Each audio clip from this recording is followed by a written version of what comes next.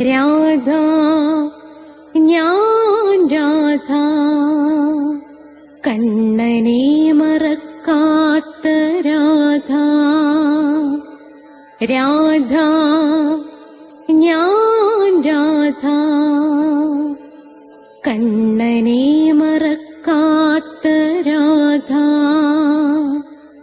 വൃന്ദാവനം നീ മറന്നോ, മധുരയെ നീ മറന്നോ. വൃന്ദാവനം നീ മറന്നോ, മധുരയെ നീ മറന്നോ. രാധയെ നീ മറന്നോ, കണ്ണാ പൈക്കളെ നീ മറന്നോ. രാധയെ നീ മറന്നോ, കണ്ണാ പൈക്കളെ നീ മറന്നോ. രാധ രാധ രാധ രാധ, മറന്നിട്ടും മറക്കാത്ത രാധ, മറന്നിട്ടും മറക്കാത്ത രാധ. രാധേ രാധേ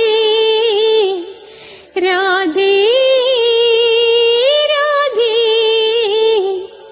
മറന്നിട്ടും മറക്കാത്ത രാധ, മറന്നിട്ടും മറക്കാത്ത രാധ.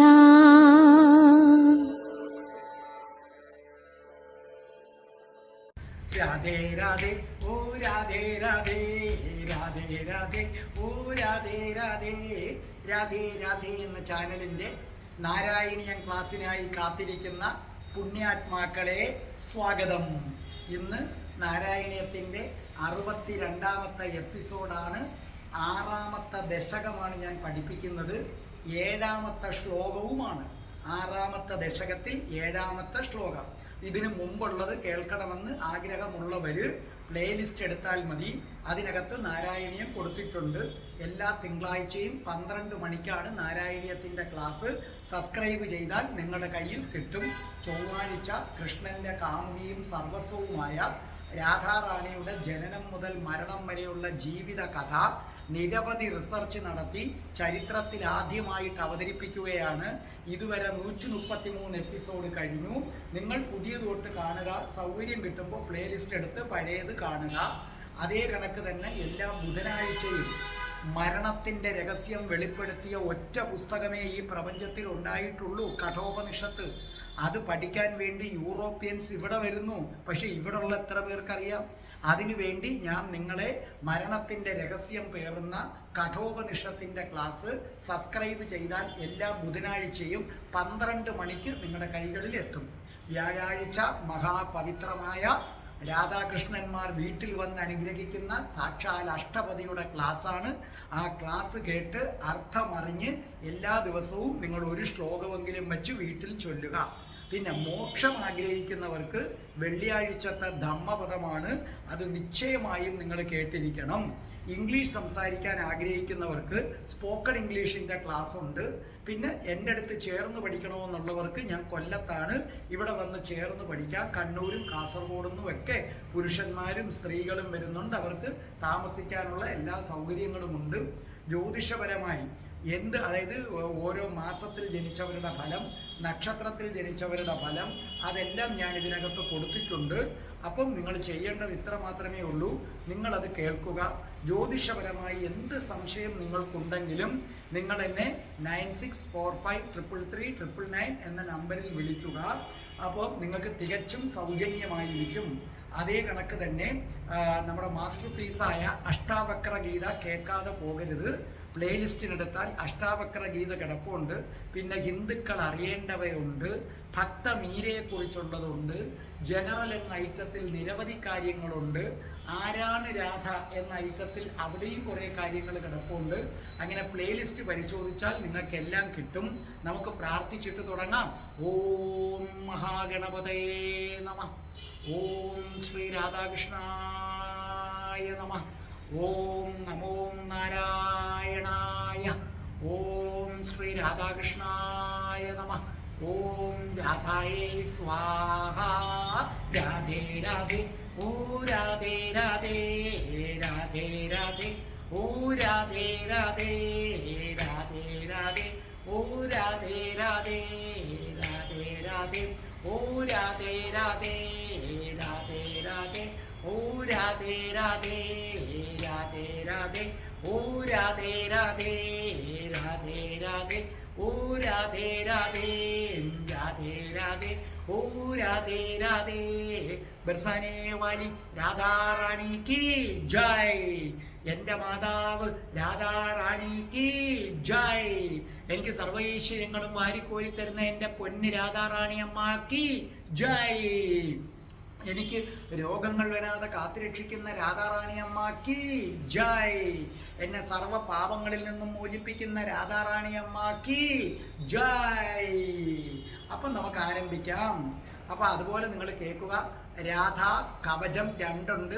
ഈ 2 രാധാ കവചവും കൃഷ്ണപ്രിയ പാടിയിട്ടിട്ടുണ്ട്. പിന്നെ രാധാ സഹസ്രനാമമുണ്ട്, അതും കൃഷ്ണപ്രിയ പാടിയിട്ടിട്ടുണ്ട്. അത് രാധാ കവചവും രാധാ സഹസ്രനാമവും പ്ലേലിസ്റ്റിൽ അങ്ങനെ പ്രത്യേക ഹെഡിങ് കൊടുത്തിട്ടിട്ടുണ്ട്. ഇന്ന് നമ്മുടെ ദശകം പാടിത്തരുന്നത് നിങ്ങളുടെ പ്രിയങ്കരിയായി മാറിയ കൃഷ്ണശ്രീയാണ്. രാധേ രാധേ ചാനലിനെ സംബന്ധിച്ചിടത്തോളം കൃഷ്ണശ്രീ, നമ്മുടെ രാധാ സഹസ്രനാമം പാടിത്തരുന്ന കൃഷ്ണപ്രിയ, അഷ്ടപതി പാടിത്തരുന്ന റിജിന, ഇതൊക്കെ നമ്മുടെ ചാനലിൻ്റെ ഒരു അവിഭാജ്യ ഘടകമാണ്.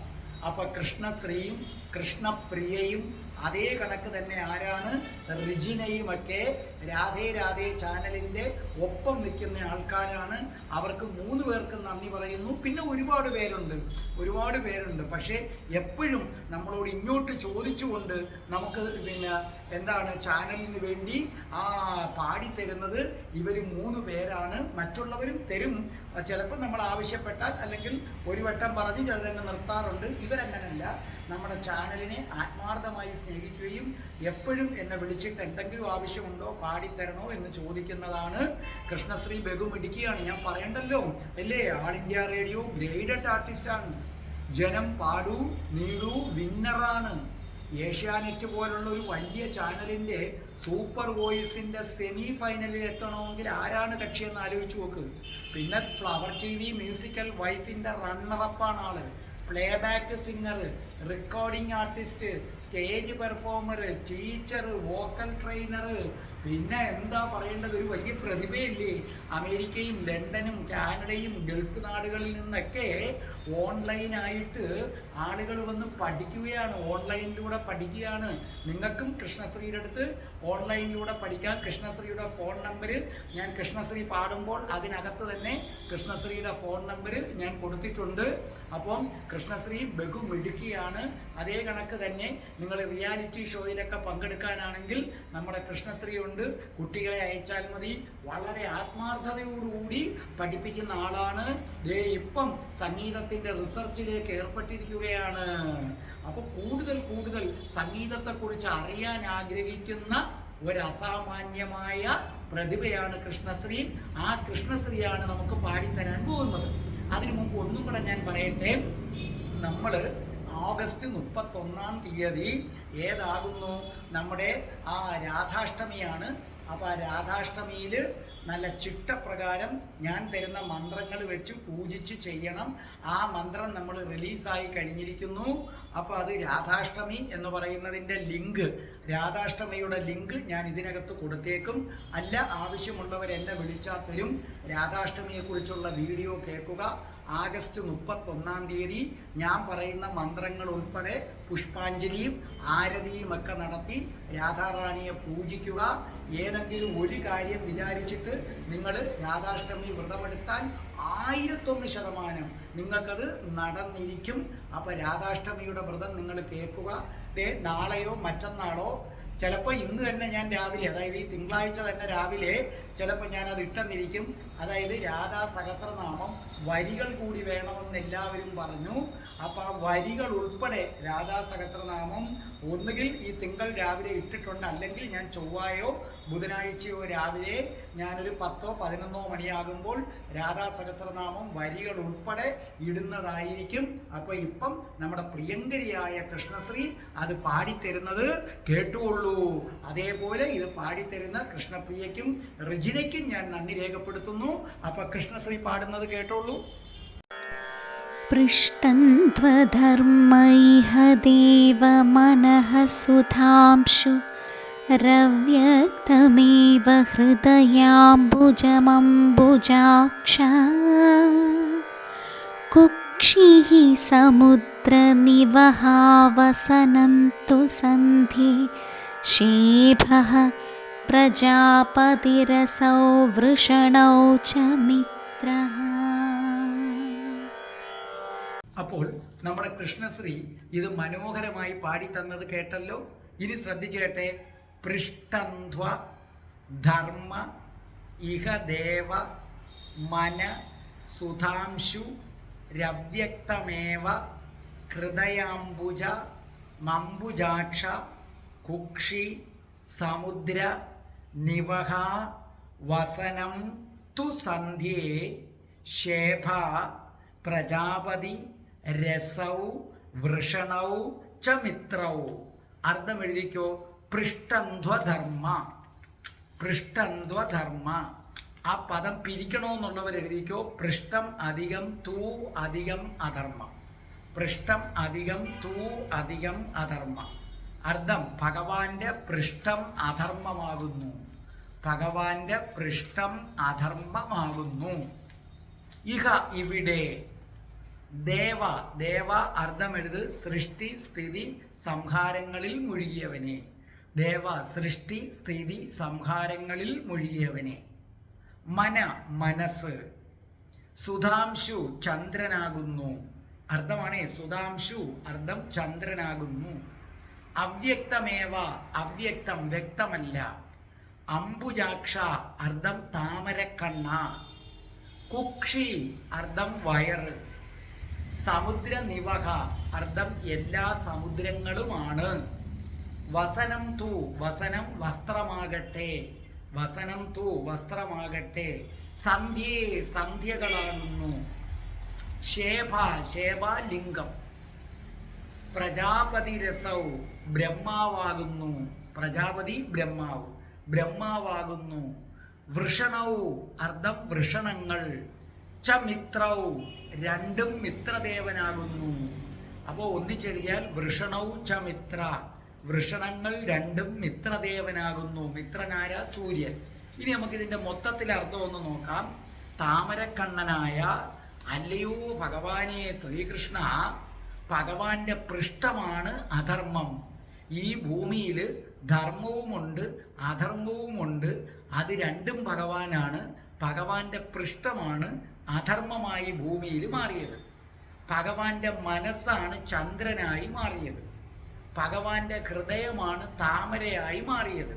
പക്ഷേ ഭഗവാന്റെ ഹൃദയമാകുന്ന താമര അവ്യക്തമാണ്. കാരണം വ്യക്തമാകണമെങ്കിൽ സത്വഗുണവും രജോ ഗുണവും തമോ ഗുണത്തിലും ഏറ്റക്കുറച്ചിൽ വരണം.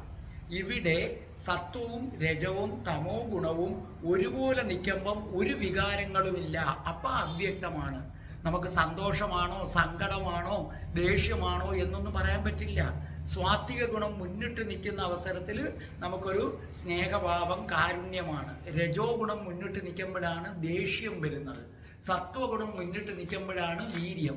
ഇവിടെ ഇത് മൂന്നും ഒരുപോലെ നിൽക്കുന്നത് കൊണ്ട് ഭഗവാന്റെ ഹൃദയം അവ്യക്തമാണ്. ഭഗവാന്റെ വയറാണ് സമുദ്രം. നമ്മൾ കാണുന്ന സമുദ്രം ഭഗവാന്റെ വയറാണ്. പ്രഭാത സന്ധ്യ, അതായത് പ്രഭാതം, സായം സന്ധ്യ, രണ്ട് സന്ധ്യകളാണ് ഉള്ളത്. ഒന്ന് പ്രഭാത സന്ധ്യ, രണ്ട് സായം സന്ധ്യ.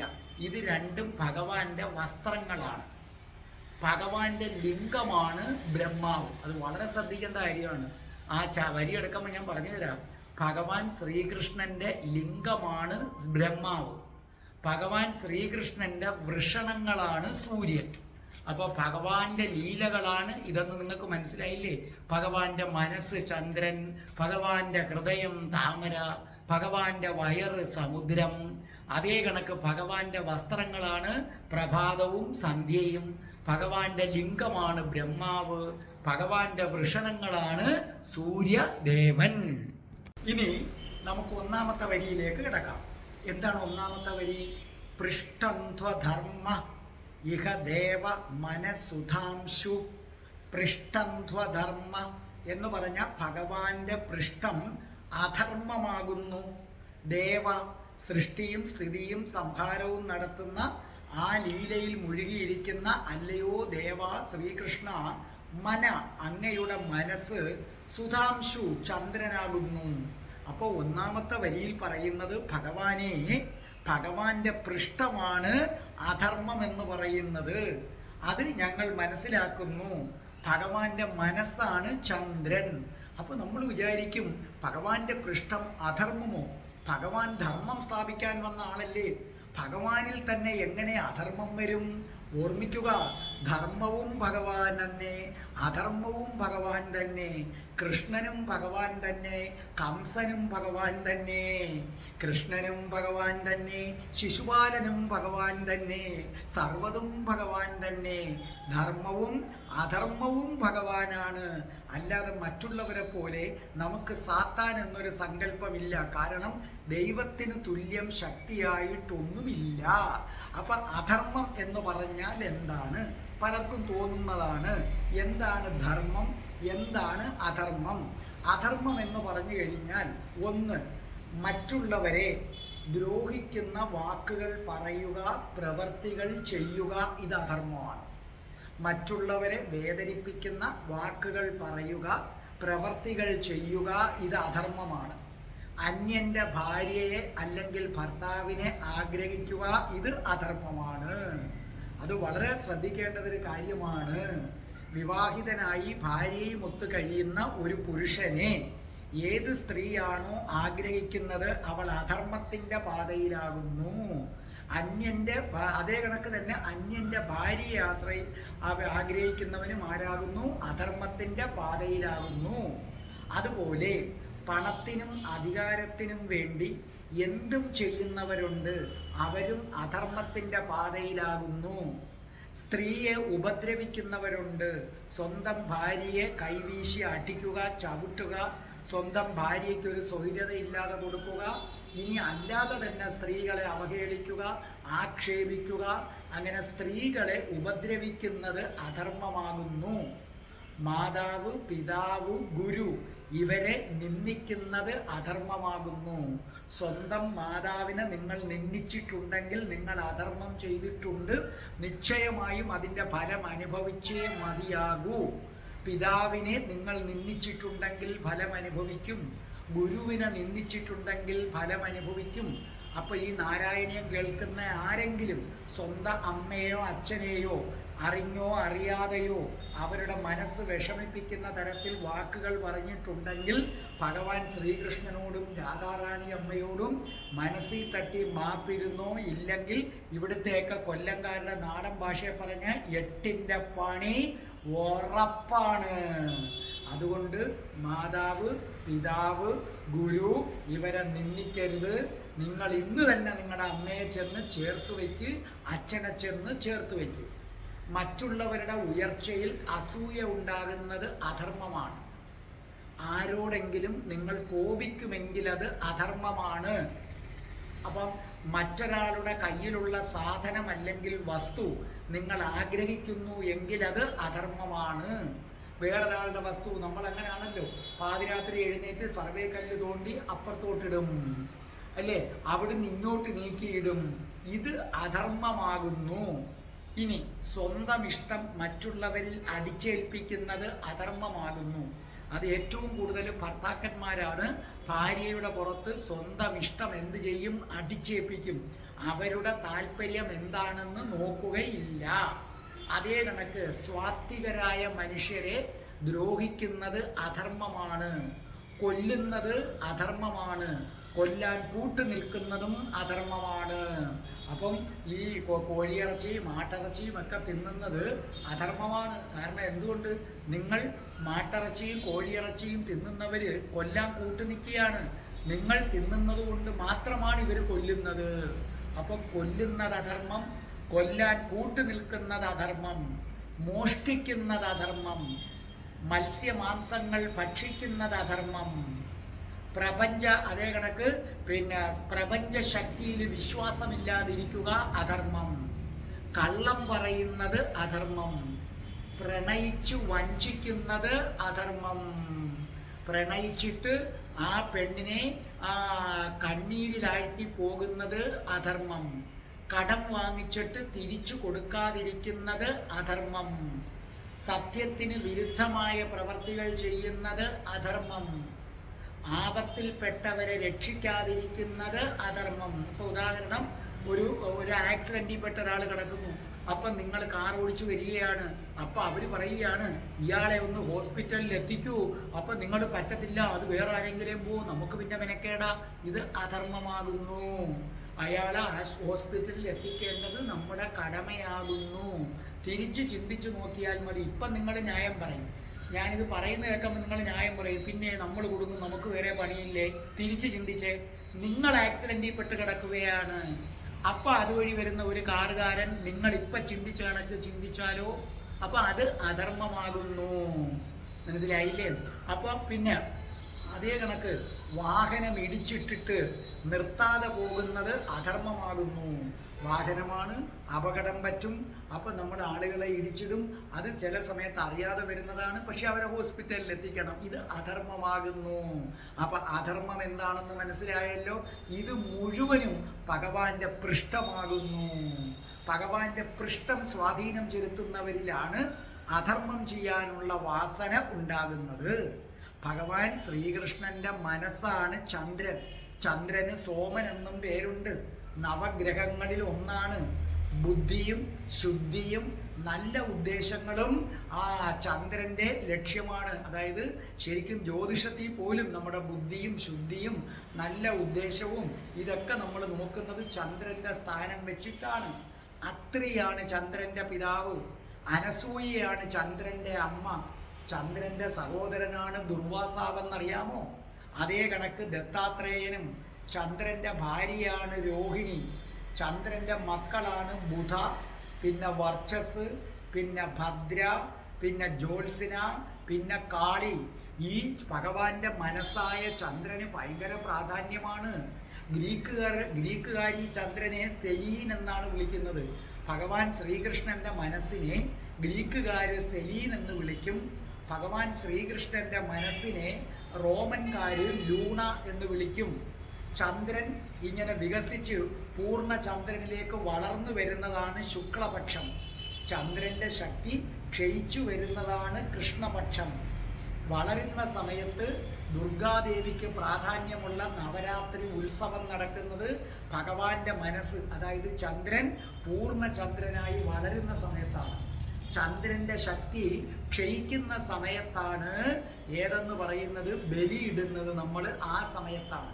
അപ്പോൾ ഭഗവാന്റെ മനസ്സായ ചന്ദ്രന് ശക്തി വർദ്ധിക്കുമ്പോഴും പ്രാധാന്യമുണ്ട്, ശക്തി ക്ഷയിക്കുമ്പോഴും പ്രാധാന്യമുണ്ട്. എന്ന് മാത്രവുമല്ല, ഭഗവാൻ ശ്രീകൃഷ്ണന്റെ മനസ്സായ ചന്ദ്രനെയാണ് ഭഗവാൻ ശിവൻ ശിരസിൽ ധരിക്കുന്നതെന്നറിയുക. അതും മാത്രമാണോ, മുസ്ലിങ്ങൾ പോലും ചന്ദ്രന്റെ പിറ കണ്ടിട്ടല്ലേ എന്തും നിശ്ചയിക്കുന്നത്. അവരുടെ ഉത്സവവും എല്ലാം നിശ്ചയിക്കുന്നത് പിറ കണ്ടിട്ടാണ്. മനസ്സിലായ? അപ്പൊ ചന്ദ്രൻ അസാമാന്യമായ പ്രാധാന്യം ഹിന്ദുമതത്തിൽ മാത്രമല്ല മറ്റു മതങ്ങളിലും ഉണ്ടെന്ന സത്യം നിങ്ങൾ മനസ്സിലാക്കുക. ഇതാണ് ഒന്നാമത്തെ വരിയിലൂടെ പറഞ്ഞു തന്നിരിക്കുന്നത്. ഇനി നമുക്ക് രണ്ടാമത്തെ വരിയിലേക്ക് വരാം. അവ്യക്തമേവ, ബുക്കിനകത്ത് വരുമ്പോൾ രായായിരിക്കും. അവ്യക്തമേവ ഹൃദയാംബുജ അംബുജാക്ഷ. അവ്യക്തമേവ എന്ന് പറഞ്ഞാൽ വ്യക്തമല്ലല്ലോ. അംബുജാക്ഷ താമരക്കണ്ണ, ഹൃദയ അംബുജം ഹൃദയമാകുന്ന താമര. അതായത് ഭഗവാൻ ശ്രീകൃഷ്ണന്റെ ഹൃദയമാകുന്ന താമര എന്ന് പറയുന്നത് സത്വഗുണങ്ങളും രജോ ഗുണങ്ങളും തമോ ഗുണങ്ങളും ഒരേ അളവിലിരിക്കുന്നത് മൂലം പ്രത്യേകിച്ച് യാതൊരു വികാരങ്ങളുമില്ലാത്ത പ്രകൃതിയാണ്. അതിന് രുദ്ധവികാര എന്നാണ് പേര് വിളിക്കുന്നത്. ഇപ്പം സത്വഗുണം 50%, രജോ ഗുണം 50%, തമോ ഗുണം 50%. ഈ അവസ്ഥയിൽ പ്രകൃതി ഇരിക്കും. ആ അവസ്ഥയിൽ ഇരിക്കുന്ന പ്രകൃതിക്ക് രുദ്ധവികാരയായ പ്രകൃതി എന്ന പേര് വിളിക്കുന്നു. അപ്പോൾ ഭഗവാന്റെ ഹൃദയം എന്ന് പറയുന്നത് രുദ്ധവികാരയായ പ്രകൃതിയാണ്. അവിടെ സത്വഗുണവും രജോ ഗുണവും തമോ ഗുണവും ഒരേ അളവിലായിരിക്കും. എന്നാൽ ഇനി മറ്റൊരു പ്രകൃതമുണ്ട്. അതായത് ഭഗവാന്റെ ഈ ഹൃദയമാകുന്ന താമരയിൽ ഏതെങ്കിലും ഒരു വികാരത്തിന് ഏറ്റക്കുറച്ചിലുകൾ വരുമ്പോൾ പ്രശ്നമാകും. ഇപ്പം സത്വഗുണം കുറച്ചും കൂടെ കൂടി നിന്നാൽ പ്രകൃതി നല്ല ശാന്തമായിരിക്കും, നമുക്ക് വല്ലാത്ത ആനന്ദം പകരും. അതല്ല, തമോ ഗുണം മുന്നിട്ട് നിൽക്കുമ്പോഴാണ് പ്രകൃതി ഇരുണ്ടു മൂടി അങ്ങനെ കിടക്കുന്നത്. അതേ കണക്ക് രജോ ഗുണം മുന്നിട്ട് നിൽക്കുമ്പോഴാണ് ഉഗ്രമായ കാറ്റും ഇടിയും മിന്നലും എല്ലാം വരുന്നത്. അപ്പം നിങ്ങൾ മനസ്സിലാക്കുക, ശാന്തമായ പ്രകൃതിയും അതേപോലെ തന്നെ സംഹാരരുദ്രയായ പ്രകൃതിയും രണ്ടും ഭഗവാൻ തന്നെ, രണ്ടും ഭഗവാന്റെ ഹൃദയം തന്നെ. അതാണ് ഈ ശ്ലോകത്തിൽ പറയുന്നത്. നമ്മൾ കാണുന്ന ശാന്തമായ പ്രകൃതിയും ഭഗവാൻ ശ്രീകൃഷ്ണന്റെ ഹൃദയമാണ്. സംഹാരരുദ്രയായ പ്രകൃതിയും ഇത് രണ്ടും ഭഗവാന്റെ ഹൃദയം തന്നെയാണ്. ഭഗവാൻ തൻ്റെ ഇച്ഛയ്ക്കൊത്ത് ചിലപ്പോൾ ശാന്തമായ പ്രകൃതി, ആവശ്യം വരുമ്പോൾ സംഹാരരുദ്രയായ പ്രകൃതിയായി മാറുന്നു. ഇനി നമുക്ക് മൂന്നാമത്തെ വരിയിലേക്ക് വരാം. കുക്ഷി സമുദ്ര നിവഹ വസനം തു സന്ധ്യേ. കുക്ഷി വയറ്, സമുദ്ര നിവഹ എല്ലാ സമുദ്രങ്ങളുമാണ്, വസനം തു വസ്ത്രമാകട്ടെ, സന്ധ്യേ സന്ധ്യകളാകുന്നു. അപ്പോൾ ഇവിടെ പറഞ്ഞിരിക്കുന്നത് എന്താണ്? ഭഗവാൻ ശ്രീകൃഷ്ണന്റെ വയറാണ് ഈ പ്രപഞ്ചത്തിലെ സമുദ്രമായി വന്നിരിക്കുന്നത്. ഭഗവാൻ ശ്രീകൃഷ്ണൻ ധരിച്ചിരിക്കുന്ന വസ്ത്രമാണ് ഈ പ്രപഞ്ചത്തിലെ സന്ധ്യകളായി വന്നിരിക്കുന്നത്. അപ്പം മൂന്നാമത്തെ വരിയിൽ രണ്ട് കാര്യങ്ങൾ പറയുന്നു. ഒന്ന്, ഭഗവാൻ ശ്രീകൃഷ്ണന്റെ വയറാണ് സമുദ്രം. രണ്ടാമത്തെ ഇതെന്ന് പറഞ്ഞു കഴിഞ്ഞാൽ ഭഗവാൻ ശ്രീകൃഷ്ണന്റെ വസ്ത്രങ്ങളാണ് ഈ പ്രപഞ്ചത്തിലെ സന്ധ്യകളായി വന്നിരിക്കുന്നത്. ഇവിടെ വളരെ ശ്രദ്ധിക്കുക, ഹിന്ദു പുരാണങ്ങളെ സംബന്ധിച്ചിടത്തോളം സമുദ്രത്തിന് വലിയ പ്രാധാന്യമാണ്. കാരണം ആ സമുദ്രം നമ്മുടെ ഭഗവാൻ ശ്രീകൃഷ്ണന്റെ പരിപാവനമായ വയറാണ്. വരുണനാണ് സമുദ്രത്തിൻ്റെ ജലത്തിൻ്റെയും സമുദ്രത്തിൻ്റെയും നദിയുടെയും ഏത് ജലത്തിൻ്റെയും ദേവൻ വരുണനാണ്. അതും ഭഗവാന്റെ അംശം തന്നെയാണ്. ഭഗവാന്റെ വയറിനെ സംരക്ഷിക്കുന്ന ആളാണ് വരുണൻ എന്ന് പറയുന്നത്. അതായത് കാത്തു സൂക്ഷിക്കുന്ന ആള്. ഭഗവാനെ സംരക്ഷിക്കാൻ ഭഗവാൻ മതി, കാത്തു സൂക്ഷിക്കുന്ന ആള്.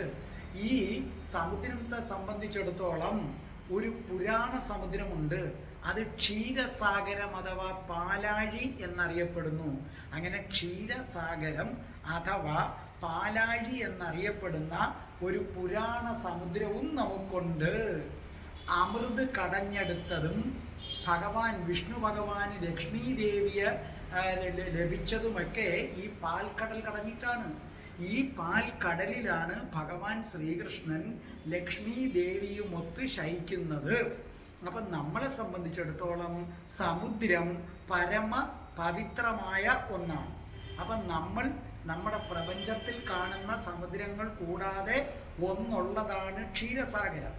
അതുകൂടാതെ ചില പുരാണങ്ങളിൽ പറയുന്നുണ്ട്, പ്രപഞ്ചം രൂപപ്പെടുന്നതിന് മുമ്പ് തന്നെ ഒരാദിമ സമുദ്രം ഉണ്ടായിരുന്നു. അതിൽ നിന്നാണ് പ്രപഞ്ചവും ഭൂമിയുമൊക്കെ ഉണ്ടായത്. ഈ ആദിമ സമുദ്രമാണ് ആകാശനദി എന്നറിയപ്പെടുന്നത്. അപ്പം അങ്ങനെയും ചില പുരാണങ്ങളിൽ പറയുന്നുണ്ട്. അപ്പം അത്രയ്ക്ക് പ്രാധാന്യം ഹിന്ദു പുരാണങ്ങളിൽ സമുദ്രത്തിനുണ്ട്. അത് ഭഗവാന്റെ വയറാണെന്ന് പട്ടതിരിപ്പാട് നാരായണീയത്തിൽ പറയുന്നു. ഇനി സമുദ്രത്തിൻ്റെ പ്രാധാന്യം അറിയണമെങ്കിൽ ഒന്നറിയുക, ഈ സമുദ്രം ഒന്ന് ഇളകിക്കഴിഞ്ഞാൽ അതിൽ നിന്ന് 14 കാര്യങ്ങളാണ് പുറത്തു വരുന്നത്. സമുദ്രം ഒന്ന് ഇളകിക്കഴിഞ്ഞാൽ അതിനകത്ത് നിന്ന് 14 കാര്യങ്ങളാണ് പുറത്തു വരുന്നത്. ഒന്ന് ചന്ദ്രൻ. സമുദ്രം ഒരിക്കൽ പാലാഴി കടഞ്ഞതാണ്. സമുദ്രം ഒന്ന് ഇളകിയപ്പോൾ എന്ത് സംഭവിച്ചു? ചന്ദ്രൻ വന്നു. ചന്ദ്രനെ ശിവൻ എടുത്ത് തൻ്റെ ശിരസിലങ്ങ് ധരിച്ചു. രണ്ടാമത് പാരിജാതം. പാരിജാതം എന്ന് പറയുമ്പോൾ നമുക്കറിയാം ഇല്ലേ, ഒരിക്കലും വാടാത്ത ഏറ്റവും സുഗന്ധമുള്ള പുഷ്പം. അത് തനിക്ക് വേണമെന്ന് പറഞ്ഞ് ദേവേന്ദ്രൻ കൊണ്ടുപോയി സ്വർഗത്തിൽ സ്ഥാപിച്ചു. മൂന്നാമത്തത് ഐരാവതം. ഐരാവതം ഒരു ആനയാണ്. 4 കൊമ്പുള്ള വെളുത്ത ആന. നമ്മളിവിടെയൊക്കെ 2 കൊമ്പുള്ള കറുത്ത ആനയാണ്. ഐരാവതം 4 കൊമ്പുള്ള വെളുത്ത ആനയാണ്. ഇത് ഇന്ദ്രന്റെ വാഹനവുമാണ്. 4ാമത് സമുദ്രം ഇളകുമ്പോൾ വരുന്നത് കാമധേനുവാണ്. ആഗ്രഹിക്കുന്നത് എന്തും തരാൻ കഴിവുള്ള പശു കാമധേനു. ഇതൊക്കെ ഭഗവാന്റെ വയറാണ്. ഭഗവാന്റെ വയറൊന്ന് ചലിച്ചു കഴിഞ്ഞാൽ അതിൽ നിന്ന് ചന്ദ്രൻ വരും, പാരിജാതം വരും, മനസ്സിലായില്ലേ, ഐരാവതം വരും, കാമധേനു വരും. ഇനി 5ാമത് സമുദ്രം ഭഗവാന്റെ വയറൊന്ന് ഇളകിക്കഴിഞ്ഞാൽ അതിൽ നിന്ന് വരുന്ന ആളാണ് മദിര എന്ന ദേവത. അത് വീഞ്ഞിന്റെ ദേവതയാണ്. അസുരന്മാര് വീഞ്ഞിനായിട്ട് ഈ ദേവതയെ പിടികൂടി. അതാണ് അസുരന്മാർ എടുത്ത സാധനമാണ് മദിര. പിന്നെ 6ാമത്തത് കൽപ്പവൃക്ഷം. എന്തും തരുന്ന വൃക്ഷമാണ് കൽപ്പവൃക്ഷം. ഇത് ദേവതകൾ സ്വർഗത്ത് കൊണ്ടുപോയി സ്ഥാപിച്ചു. 7ാമത് സമുദ്രം ഇളകിയപ്പോൾ വന്നതാണ് നർത്തകികളായ അപ്സര സ്ത്രീകള്.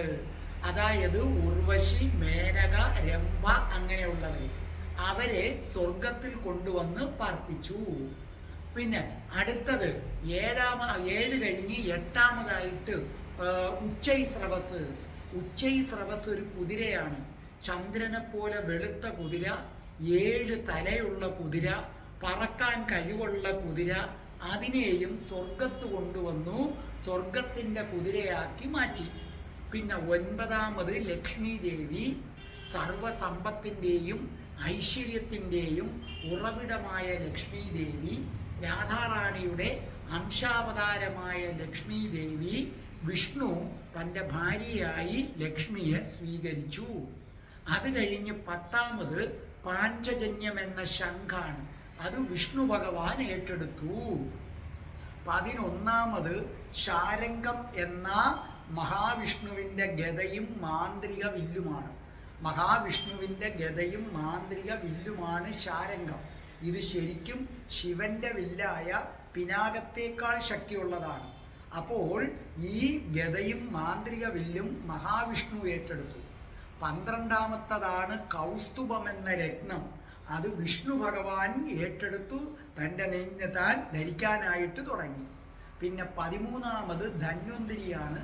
അത് വൈദ്യത്തിൻ്റെ ദേവതയാണ്. ആയുർവേദത്തിൽ ധന്വന്തിരിയെ സ്മരിച്ചിട്ടാണ് നമുക്ക് മരുന്ന് വരുന്നത്. 14ാമത് അതിവിശിഷ്ടമായ സ്ഥാനം വരുന്നു. അതായത് ഭഗവാൻ ശ്രീകൃഷ്ണന്റെ വയറാണ് സമുദ്രം. ആ സമുദ്രം എന്നിളകിയപ്പോൾ ഏറ്റവും ഒടുവിൽ വന്നത് അതിവിശിഷ്ടമായ സാധനമാണ് സാക്ഷാൽ അമൃത്. ജരാനരകൾ ബാധിക്കാത്ത, മരണം ബാധിക്കാത്ത അമൃത് അവിടെ നിന്ന് വന്നു. അപ്പൊ നിങ്ങളൊന്ന് ആലോചിച്ചു നോക്കെ, ഭഗവാൻ ശ്രീകൃഷ്ണന്റെ മഹത്വം എന്താണെന്ന് ആലോചിച്ചു നോക്കെ. ഭഗവാൻ ശ്രീകൃഷ്ണന്റെ ഒരു വയറിൽ ഇത്രയും കാര്യങ്ങളാണ്. ഭഗവാൻ ശ്രീകൃഷ്ണന്റെ ഒരു വയറ്, ആ വയറിനകത്ത് ആരൊക്കെയാണുള്ളത്? ചന്ദ്രനുണ്ട്, പാരിജാതമുണ്ട്, അതേ കണക്കാരുണ്ട്, ഐരാവതമുണ്ട്, കാമധേനുവുണ്ട്, മദിര എന്ന ദേവതയുണ്ട്, കൽപ്പവൃക്ഷമുണ്ട്, നർത്തകികളായ അപ്സരസുകൾ ഉർവശി, മേനക, രംഭയുണ്ട്, ഉച്ചൈസ്രവസ്സുണ്ട്, ലക്ഷ്മി ദേവിയുണ്ട്, ശാരംഗമുണ്ട്, കൗസ്തുഭമുണ്ട്, ധന്വന്തിരിയുണ്ട്, അമൃതുണ്ട്. ഇതൊക്കെ ഭഗവാന്റെ വയറിൽ നിന്ന് മാത്രം വന്നതാണ്. അപ്പൊ അത്രയ്ക്ക് മഹത്വമാർന്നതാണ് ഭഗവാൻ ശ്രീകൃഷ്ണന്റെ ഉദരം എന്ന് പറയുന്നത്. ഏത് ശ്രീകൃഷ്ണസ്വാമി ക്ഷേത്രത്തിൽ ചെന്നാലും ഭഗവാന്റെ ഉദരം 2 കൈയും കൂപ്പി വണങ്ങണം. പിന്നെ നമുക്കറിയാം ഈ സമുദ്രം ആർക്കൊക്കെ അഭയം നൽകുന്നത്? മത്സ്യങ്ങൾക്ക്, തിമിംഗലങ്ങൾക്ക്, നാഗങ്ങൾക്കെല്ലാം അഭയം നൽകുന്നു. സമുദ്രത്തിൽ വിലപിടിച്ച രത്നങ്ങൾ, മുത്തുകൾ, ചിപ്പികൾ, അങ്ങനെ ഈ പ്രപഞ്ചത്തിലെ അത്യത്ഭുതമായ സമുദ്രം ആരാകുന്നു? ഭഗവാൻ ശ്രീകൃഷ്ണന്റെ വയറാകുന്നു. ഇനി ഭഗവാൻ ശ്രീകൃഷ്ണന്റെ വസ്ത്രമാണ് നമ്മുടെ സന്ധ്യകളായിട്ട് വരുന്നത്. ഒരു ദിവസം 3 സന്ധ്യകളുണ്ടെന്ന് നിങ്ങൾ തിരിച്ചറിയുക. പ്രഭാത സന്ധ്യ, ഉച്ചസന്ധ്യ, സായം സന്ധ്യ. അപ്പോൾ ഒരു ദിവസം 3 സന്ധ്യയുണ്ട്. പ്രഭാത സന്ധ്യ, ഉച്ചസന്ധ്യ, സായം സന്ധ്യ. ഞാൻ നിങ്ങൾക്കത് വ്യക്തമാക്കി തരാം. രാത്രിയും പകലും കൂടെ, അതായത് രാത്രിയുടെ അവസാനം, പകലിൻ്റെ തുടക്കം. അപ്പം രാത്രിയും പകലും കൂടെ, അവസാനിക്കുന്ന രാത്രിയും പകലും കൂടെ കൂടിച്ചേരുന്ന സമയത്തെയാണ് പ്രഭാത സന്ധ്യ എന്ന് വിളിക്കുന്നത്. ആ പകലിൻ്റെ ആദ്യത്തെ പകുതിയും രണ്ടാമത്തെ പകുതി തുടങ്ങുന്ന സമയവും കൂടെ ചേരുന്നതാണ് ഉച്ചസന്ധ്യ അഥവാ മധ്യാഹ്ന സന്ധ്യ. ഇനി പകലിൻ്റെ അവസാനവും രാത്രിയുടെ തുടക്കവും കൂടെ ചേരുന്ന സമയമാണ് സായം സന്ധ്യ. മനസ്സിലായില്ലേ? രാത്രിയുടെ അവസാനവും പകലും കൂടെ ചേരുന്നത് പ്രഭാത സന്ധ്യ. പകൽ അവസാനിച്ച് രാത്രി തുടങ്ങുന്നതാണ് സായം സന്ധ്യ. സായം സന്ധ്യ 3 തരത്തിലുണ്ട്. ഒന്ന് നല്ല സന്ധ്യ, അതായത് സൂര്യൻ അസ്തമിക്കുന്നത് വരെയുള്ള സമയം നല്ല സന്ധ്യയാണ്, എല്ലാ നല്ല കാര്യങ്ങൾക്കും കൊള്ളാം. 2 മധ്യസന്ധ്യ, സൂര്യൻ അസ്തമിച്ചതിന് ശേഷവും അസ്തമിച്ചതിന് ശേഷം നക്ഷത്രങ്ങൾ ഉദിക്കുന്നതിന് മുൻപ് വരെയുള്ളതാണ് മധ്യസന്ധ്യ. സൂര്യൻ അസ്തമിച്ചു പക്ഷേ നക്ഷത്രങ്ങൾ ഉദിച്ചിട്ടില്ല, അതാണ് മധ്യസന്ധ്യ എന്ന് പറയുന്നത്. 3-മത്തത് ദുഷ്ടസന്ധ്യയാണ്, അതായത് സൂര്യൻ അസ്തമിച്ചു, നക്ഷത്രങ്ങൾ ഉദിച്ചു കഴിഞ്ഞു, അത് കഴിഞ്ഞുള്ള ഭാഗമാണ് ദുഷ്ടസന്ധ്യ. ഇവിടെ ശ്രദ്ധിക്കുക, വേദങ്ങളിൽ പറഞ്ഞിരിക്കുന്നത് ബ്രാഹ്മണൻ വൃക്ഷമാണെങ്കിൽ ഈ 3 സന്ധ്യകൾ, അതായത് പ്രഭാത സന്ധ്യ, മധ്യസന്ധ്യ, സായം സന്ധ്യ അതിൻ്റെ വേരുകളാണെന്നാണ് പറയുന്നത്. ഈ സന്ധ്യാസമയം വളരെ സൂക്ഷിച്ച് കൈകാര്യം ചെയ്യണം. ഇത് ഭഗവാന്റെ വസ്ത്രമാണ്, ഭഗവാൻ വസ്ത്രം മാറുന്ന സമയമാണ് ഈ സന്ധ്യ എന്ന് പറയുന്നത്. ഈ സന്ധ്യാസമയത്ത് ആഹാരം കഴിക്കാൻ പാടില്ല, സന്ധ്യാസമയത്ത് സന്താനോൽപാദനം നടത്താൻ പാടില്ല. അങ്ങനെ സന്താനോൽപാദനം നടത്തിക്കഴിഞ്ഞാൽ സന്ധ്യാസമയത്ത് ജനിക്കുന്ന, അതായത് സന്താനോൽപാദനം നടത്തിയാൽ അവനാണ് വളർന്നു വരുമ്പോൾ അച്ഛനെയും അമ്മയെയും ഒക്കെ വെട്ടിക്കൊന്ന് കുത്തിക്കൊന്ന് ഭീകരവാദികളൊക്കെയായി മാറുന്നത്. അങ്ങനെ ഉള്ളവരാണെന്ന് മനസ്സിലാക്കുക. നല്ലൊരു പങ്കും ഈ സന്ധ്യാസമയം പ്രാർത്ഥനയ്ക്ക് വേണ്ടി വിനിയോഗിക്കണം. അങ്ങനെ സന്ധ്യാസമയത്ത് പ്രാർത്ഥിക്കാതെ ആഹാരം കഴിക്കുകയോ സന്താനോൽപാദനം നടത്തുകയോ അല്ലെങ്കിൽ മറ്റെവിടെയെങ്കിലുമൊക്കെ അലഞ്ഞു തിരിയുകയോ അങ്ങനെ ചെയ്യുന്നവൻ അടുത്ത ജന്മം നായായി പിറക്കുമെന്നാണ് പറയുന്നത്. അതുകൊണ്ട് സന്ധ്യാസമയം വളരെ സൂക്ഷിച്ച് കൈകാര്യം ചെയ്യുക. പ്രാർത്ഥിക്കാൻ ഒട്ടും മറന്നു പോകരുത്. ഇനി ഒന്നുകൂടി പറയട്ടെ, നമ്മൾ നേരത്തെ പറഞ്ഞു ഭഗവാന്റെ വയറാണ് സമുദ്രം.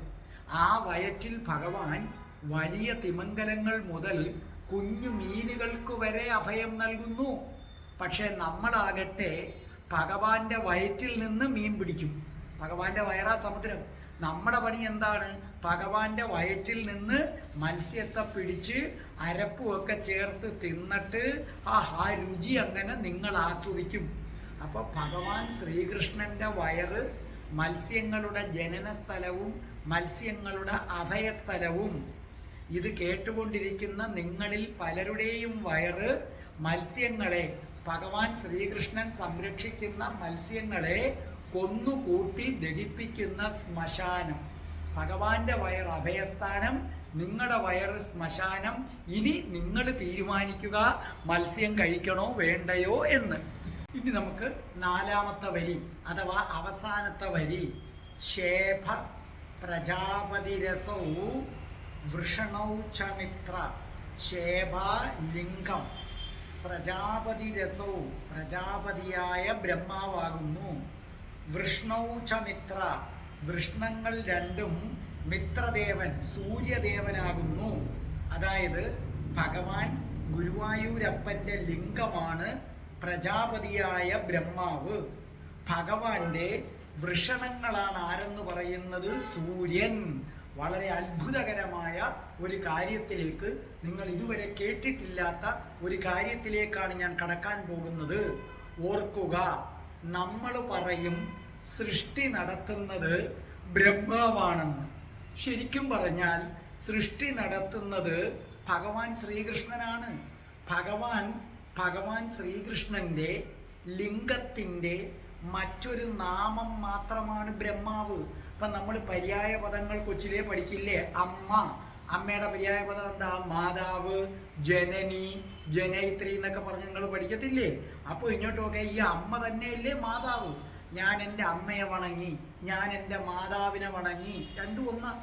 അതുപോലെ ഭഗവാന്റെ ലിംഗത്തിൻ്റെ മറ്റൊരു പേരാണ് ബ്രഹ്മാവ്. അപ്പം നമ്മൾ പറയും സൃഷ്ടി നടത്തുന്നത് ബ്രഹ്മാവാണെന്ന്. സത്യത്തിൽ സൃഷ്ടി നടത്തുന്നത് ഭഗവാൻ ഗുരുവായൂരപ്പനാണ്, ഭഗവാൻ ശ്രീകൃഷ്ണനാണ്. ബ്രഹ്മാവെന്നാൽ ഭഗവാന്റെ ലിംഗമാണ്. അപ്പം നമ്മൾ ശിവലിംഗത്തെ ആരാധിക്കുന്നതിനെ കുറിച്ച് നിങ്ങൾ പറയും. അത് വളരെ ശ്രദ്ധിക്കുക. ശിവൻ എന്നത് മഹാവിഷ്ണു തന്നെയാണ്. അതുകൊണ്ടാണല്ലോ ഒരിക്കൽ മഹാവിഷ്ണുവിനെ കണ്ടപ്പോൾ പാർവതീദേവിയുടെ മനസ്സൊന്നിളകി. അപ്പോൾ ശിവൻ വന്നിട്ട് പറഞ്ഞു, നിനക്ക് പാർവതി നിനക്ക് ഭഗവാൻ വിഷ്ണുവുമൊത്ത് രതികളാടാം, നീ അതിൽ വിഷമിക്കേണ്ട, കാരണം ഞാൻ വിഷ്ണു തന്നെയാണ്. അപ്പോഴാണ് പിന്നെ ദേവി പറയുന്നത്, അങ്ങനെയാണെങ്കിൽ ഈ ജന്മം എനിക്ക് എന്തായാലും വേണ്ട, ഭഗവാൻ ഭൂമിയിൽ വരുമ്പോൾ ഞാൻ അവതരിച്ച് ഭഗവാനുമൊത്ത് രതിയാടാം. അങ്ങനെയാണ് പാർവതി ദേവി ജാമ്പവതിയായി ജനിക്കുന്നത്. അപ്പം നമ്മൾ ശിവലിംഗത്തെ ആരാധിക്കുന്നു. ശിവൻ തന്നെ പാർവതി ദേവിയോട് പറയുന്നു, ഞാൻ വിഷ്ണുവാണ്, അതുകൊണ്ട് നിനക്ക് വിഷ്ണുവുമായി രമിക്കുന്നതിന് തെറ്റില്ല. അപ്പം സത്യത്തിൽ ശിവലിംഗ ആരാധന ഏത് തന്നെയാണ്? വിഷ്ണുവിൻ്റെ ലിംഗാരാധന തന്നെയാണ്. അപ്പോൾ ശിവലിംഗത്തിന് നിങ്ങൾ നടത്തുന്ന ഓരോ അർച്ചനയും വിഷ്ണുവിൻ്റെ ലിംഗത്തിന് നൽകുന്ന അർച്ചനയാണ്. അപ്പോൾ മനസ്സിലാക്കുക, ശിവലിംഗം എന്ന് പറഞ്ഞാൽ അത് വിഷ്ണുവിൻ്റെ ലിംഗം തന്നെയാണ്. അപ്പോൾ ശിവലിംഗ ആരാധന വിഷ്ണുവിൻ്റെ ലിംഗ ആരാധനയാണെന്ന സത്യം കൂടി നിങ്ങൾ മനസ്സിലാക്കുക. ശിവലിംഗത്തെ വണങ്ങുമ്പോൾ നിങ്ങൾ ശിവന്റെ ലിംഗത്തെയും വണങ്ങുന്നു, മഹാവിഷ്ണുവിൻ്റെ ലിംഗത്തെയും വണങ്ങുന്നു. കാരണം രണ്ടും ഒന്ന് തന്നെയാണ്. ഹിന്ദുക്കളെ സംബന്ധിച്ചിടത്തോളം ഇതുകൊണ്ടാണ് ലിംഗവും യോനിയും പരമ പവിത്രമായി കാണുന്നത്. കാരണം സൽസന്താനങ്ങൾക്ക് ജന്മം നൽകുന്നതിന് വേണ്ടിയാണ് ഈ ലിംഗവും യോനിയും ഉള്ളത്. ഈ ലിംഗം ഉപയോഗിച്ചാണ് ഭഗവാൻ പ്രപഞ്ച സൃഷ്ടി നടത്തിയത്.